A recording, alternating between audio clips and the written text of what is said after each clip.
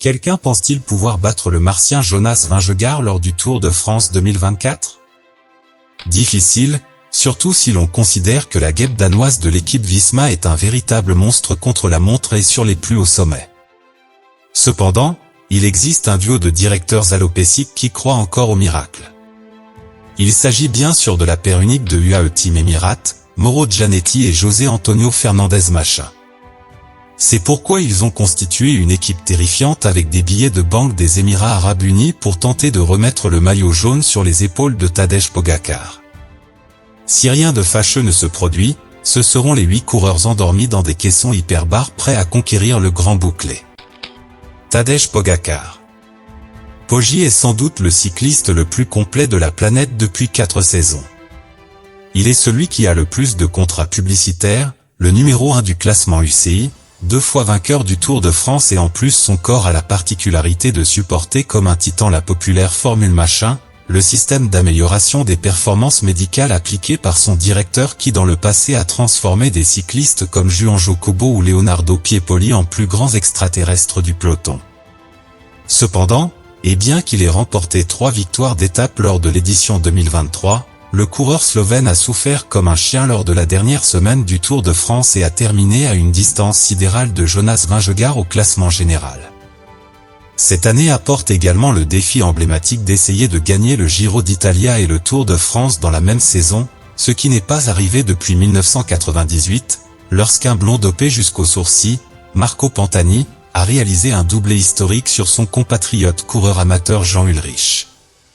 Cependant, compte tenu du fait que le parcours du Giro est totalement idéal pour les caractéristiques de Poggi, que cette année il y a plus de semaines entre le Giro et le Tour, et que le calendrier des grandes classiques de cette saison ne comprend pas le Tour des Flandres et de Liège, ses dirigeants pensent qu'il n'aura aucun problème pour la première fois de sa carrière à faire les 2 grands tours consécutivement.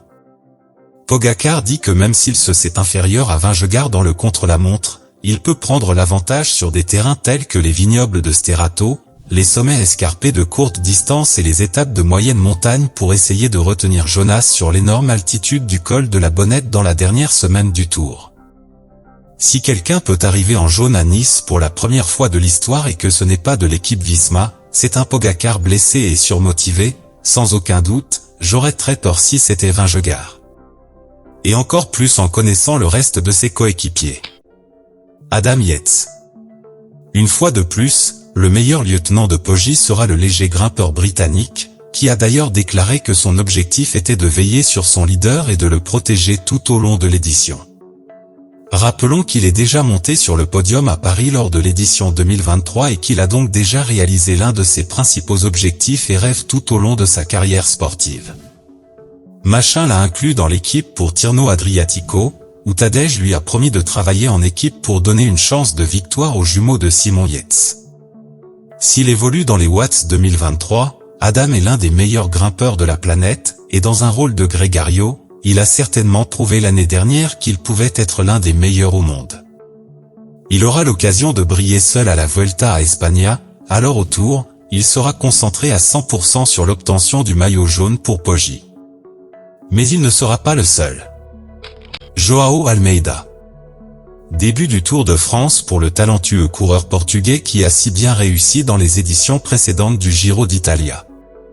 Comme Simon Yates, il rejoindra également Poggi dans une course par étape du World Tour, la Volta à Catalunya à la mi-mars, où ils travailleront ensemble sur des cols de montagne longs et escarpés, ceux qui conviennent le mieux aux cyclistes diesel portugais.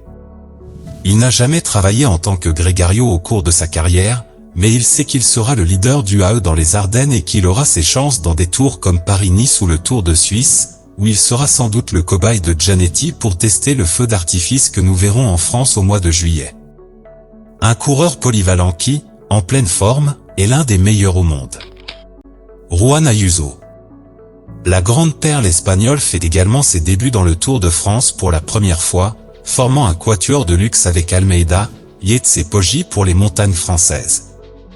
Il est le plus inexpérimenté des 4, mais il a déjà déplacé des watts de puissance similaires à ceux de son leader lors de la Vuelta à España, où il a été le coureur qui s'est le plus approché des monstres de l'équipe Visma. Il connaît très bien Vingegaard puisqu'ils ont eu un superbe duel pendant 35 km lors de la Drôme Classic en 2022 et durant le mois de septembre 2023 sur les sommets espagnols. C'est aussi un bon coureur, il ne manquera donc pas d'aider Tadej dans ses objectifs de contre-la-montre en tant que coureur d'essai. Comme Yates, il sera le partenaire de Poggi à Tirreno Adriatico et Strade Bianche, il sera donc un grégario essentiel pour les étapes de Sterato et de moyenne montagne, comme notre prochain homme. Marc Soler. 3e saison consécutive pour l'Espagnol au sein de l'équipe UAE Team Emirates, qui n'a toujours pas réussi à remporter le Tour de France avec Poggi. Il est sans doute le rat de laboratoire que le duo Zanetti-Machin a le plus utilisé, jusqu'à présent sans succès, comme après le fameux épisode de l'ingestion de glace qui a entraîné un terrible évanouissement lors de l'étape suivante. Mais cette année, il ne vise que son travail de grégario sans objectif individuel, ce qui en fait un homme très dangereux, car il sait s'immiscer dans les échappées et être le classique homme clé de liaison pour les attaques à distance. De plus, il joue pour un renouvellement de contrat et c'est toujours synonyme de performance fiable. Pavel Sivakov. Sans aucun doute, le pigeon voyageur de l'équipe. Nous savons que le cycliste français d'origine russe a perdu en puissance et en statut lors de ses dernières saisons avec Ineos, mais sa récente signature par UAE lui permettra de transmettre la sagesse druidique des gains marginaux pour améliorer encore la formule Machin. Son rôle sera exclusivement celui d'un grégario, et il me semble être le point faible de l'équipe en raison de sa facilité à tomber et de son manque de régularité, mais sa qualité ne fait aucun doute. Nous verrons si les connaissances qu'il transmet à l'équipe des Émirats Arabes Unis, ces mêmes connaissances qui ont permis à Geraint Thomas de presque gagner un grand tour à 38 ans, aideront Poggi. Tim Wellens. La quintessence du cycliste polyvalent, adepte des échappées, bon grimpeur, excellent en moyenne montagne, grand routier et surtout grand ami de Tadej Pogačar. Il sera le plus grand soutien émotionnel du Slovène maintenant que le monstre vétéran Rafał Majka n'est plus là. Il est également un complément idéal pour travailler dur en montagne, car on l'a déjà vu mener le peloton pendant des dizaines de kilomètres lors de plusieurs étapes de Grand Tour. Incapable d'aider Poggi dans le Tour 2023 après une chute dans les Flandres, il est plus que motivé pour l'édition 2024, sans doute son année. Nils Politt. Enfin, je ne pouvais pas passer à côté de ce qui est à mon avis l'une des meilleures signatures de la saison, le trotteur allemand au gros cul de Bora.